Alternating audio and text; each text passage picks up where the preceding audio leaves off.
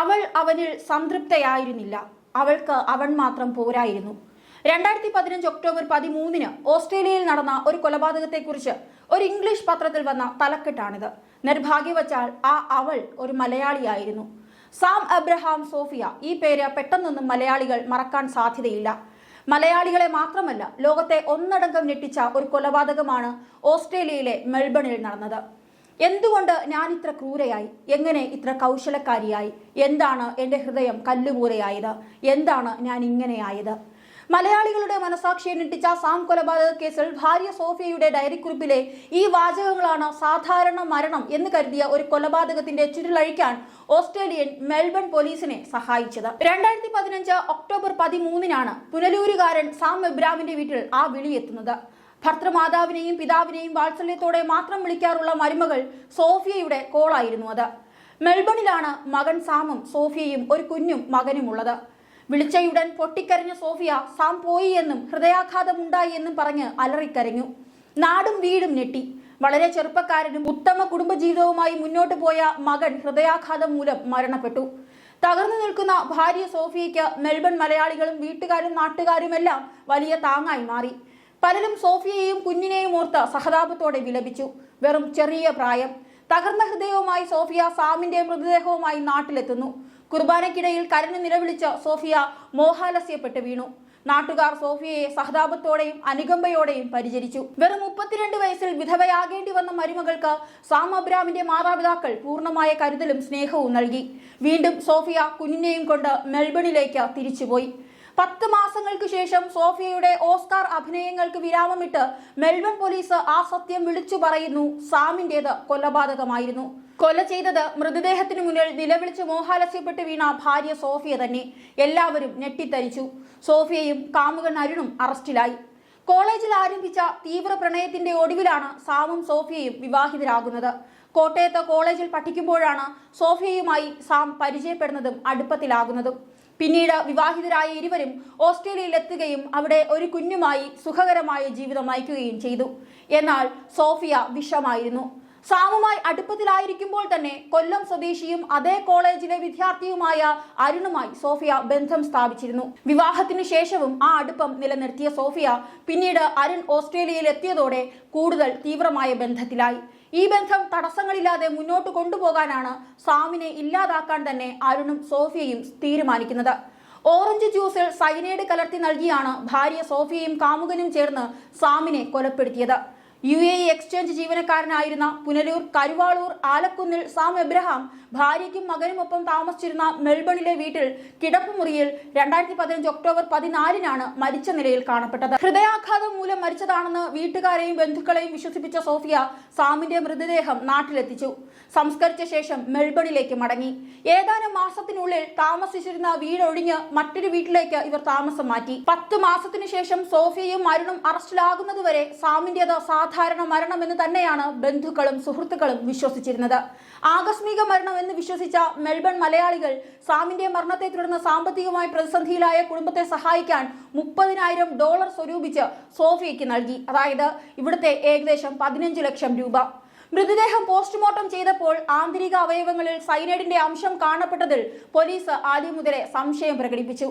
എന്നാൽ ഇത് അവർ രഹസ്യമായി വച്ചു.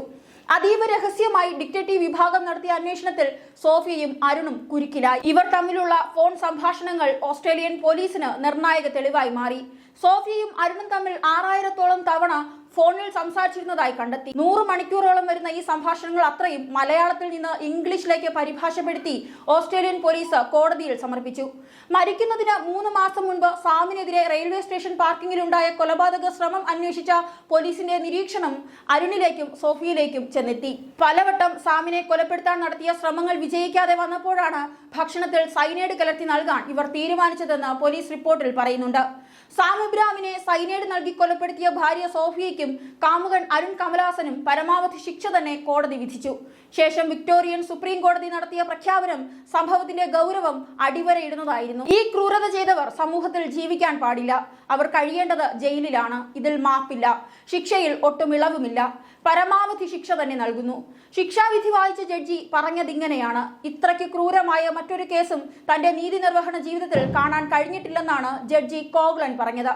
ഓസ്ട്രേലിയയിൽ വധശിക്ഷയില്ലാത്തതിനാൽ മാത്രമാണ് ഇവർക്ക് ലഭിക്കാവുന്ന പരമാവധി ശിക്ഷ കോടതി നൽകിയത്. വിധി കേട്ട സോഫിയ പൊട്ടിക്കരഞ്ഞു. എന്നാൽ കാമുകനായ അരുൺ തികച്ചും നിർവികാരനായി തന്നെ കാണപ്പെട്ടു. ഓസ്ട്രേലിയൻ പോലീസ് സംഭവത്തെ വിശദീകരിക്കുന്നത് ഇങ്ങനെയാണ്: ഒരേ സമയം 2 പുരുഷന്മാരോട് പ്രണയം കാത്തുസൂക്ഷിച്ചു സോഫിയ. സാം എബ്രാമും അരുൺ കമൽഹാസനുമായിരുന്നു കാമുകന്മാർ. അതിൽ സാമിനെയായിരുന്നു സോഫിയ ഭർത്താവായി തിരഞ്ഞെടുത്തത്. ഇരുവരും വിവാഹം കഴിഞ്ഞതോടെ ഓസ്ട്രേലിയയിലെത്തി. എന്നാൽ ഓസ്ട്രേലിയയിലും സോഫിയയ്ക്ക് സമാധാനമൊന്നും ഉണ്ടായില്ല. കാമുകൻ അരുണില്ലാതെ ജീവിക്കാൻ ബുദ്ധിമുട്ടായി. ഇതോടെ വിവാഹിതനായ അരുണിനെ സോഫിയ തന്നെ ഓസ്ട്രേലിയയിലേക്ക് കൊണ്ടുവന്നു. കുടുംബമായി എത്തിയ അരുണ് സോഫിയയുമായി പ്രണയം തുടർന്നതോടെ ഇയാൾക്ക് സ്വന്തം ഭാര്യയും കുഞ്ഞും ഒരു തടസ്സമായി മാറി. അവരെ നാട്ടിലേക്ക് പറഞ്ഞു വിട്ടതോടെ അരുണിന്റെയും സോഫിയയുടെയും ബന്ധം കൂടുതൽ ശക്തമായി. ഭർത്താവ് സാം ഇല്ലാത്ത സമയത്ത് അരുൺ സോഫിയയുടെ വീട്ടിലെത്തിയിരുന്നു. അതുപോലെ അരുണിന്റെ വീട്ടിലെ നിത്യ സന്ദർശകയായിരുന്നു സോഫിയ. പിരിയാൻ കഴിയാതെ ബന്ധം വളർന്നപ്പോഴാണ് ഇരുവരും ചേർന്ന് സാമിനെ കൊലപ്പെടുത്താൻ തന്നെ തീരുമാനിച്ചത്. ഭർത്താവിന് സൈനൈഡ് നൽകി കൊലപ്പെടുത്തുന്നതിന് മുൻപ് സോഫിയ ഇലക്ട്രോണിക് ഡയറിയിൽ കാമുകൻ എഴുതിയ വരികൾ ഇങ്ങനെയാണ്: പ്രിയപ്പെട്ടവനെ, എന്നെ മുറുക്കെ കെട്ടിപ്പിടിക്കൂ. ആ കരങ്ങൾ കൊണ്ട് എന്നെ ബലമായി അമർത്തി ഞെരിക്കൂ. നിന്റെ സ്നേഹത്തിന്റെ കടലിലേക്ക് എന്നെ കൊണ്ടുപോകൂ. ഞാൻ നിനക്കായി കാത്തിരിക്കുന്നു. I miss you a lot. എനിക്ക് ഇയാളുടെ കൂടെ മടുത്തു. എന്നെ സ്വതന്ത്രയാക്കൂ. എന്നെ കൊണ്ടുപോയില്ലെങ്കിൽ ഞാൻ നിന്നെ ഓർത്ത് കൂടുതൽ കഷ്ടപ്പെടും. പ്രത്യേകിച്ച് നിനക്കറിയാമല്ലോ, പെൺകുട്ടികളാണ് പ്രണയകാര്യത്തിൽ കൂടുതൽ കാത്തിരിക്കുന്നതും കഷ്ടപ്പെടുന്നതും. നമുക്ക് എല്ലാം പ്ലാൻ ചെയ്യണം. പ്ലാൻ ഇല്ലാതെ ഒരു സ്വപ്നം പോലും ഈ ഭൂമിയിൽ വിജയിക്കില്ല. നമുക്ക് പ്ലാൻ ചെയ്യാം. പോലീസാണ് കോടതിയുടെ അനുമതിയോടെ ഈ സംഭാഷണങ്ങൾ പിന്നീട് പുറത്തുവിട്ടത്. മുൻപ് സാമിനെ കൊല്ലാൻ മെൽബണിൽ ഗുണ്ടാ സംഘത്തെ സോഫിയയും കാമുകനും ചേർന്ന് ഏർപ്പാടാക്കിയിരുന്നു. ഒരു ദിവസം ജോലി കഴിഞ്ഞ് റെയിൽവേ സ്റ്റേഷനിൽ ഇറങ്ങിയ സാമിനെ ഗുണ്ടകൾ കുത്തി മുറിവേൽപ്പിച്ചിരുന്നു.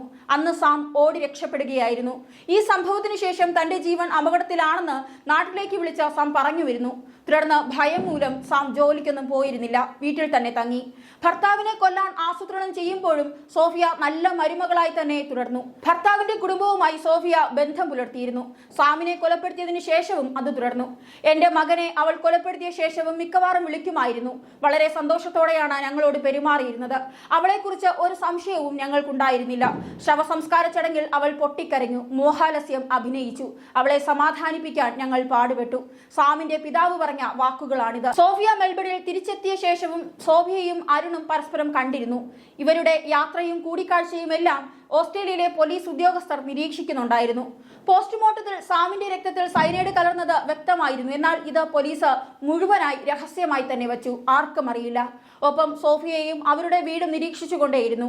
ഇവരുടെ ഫോൺ കോളുകൾ ചോർത്തി. പലപ്പോഴും വീട്ടിൽ ഇലക്ട്രീഷ്യനായും പ്ലംബറായും പോസ്റ്റ്മാനായും എല്ലാം പോലീസ് തന്നെ എത്തി. ശേഖരിച്ച എല്ലാ വിവരങ്ങളും റെക്കോർഡ് ചെയ്ത് ഇങ്ങനെ കൃത്യമായ തെളിവുകളോടെയാണ് രക്ഷപ്പെടാൻ പഴുതില്ലാത്ത വിധം ഓസ്ട്രേലിയൻ പോലീസ് സോഫിയയും അരുണിനെയും കുടുക്കിയത്. ഒരുപക്ഷെ ഇന്ത്യയിലായിരുന്നുവെങ്കിൽ ശിക്ഷിക്കപ്പെടാതെ പോകുമായിരുന്ന ഒരു കൊലപാതക കേസാണ് ഓസ്ട്രേലിയൻ പോലീസ് രഹസ്യാന്വേഷണത്തിലൂടെ പുറത്തു കൊണ്ടുവന്നത്.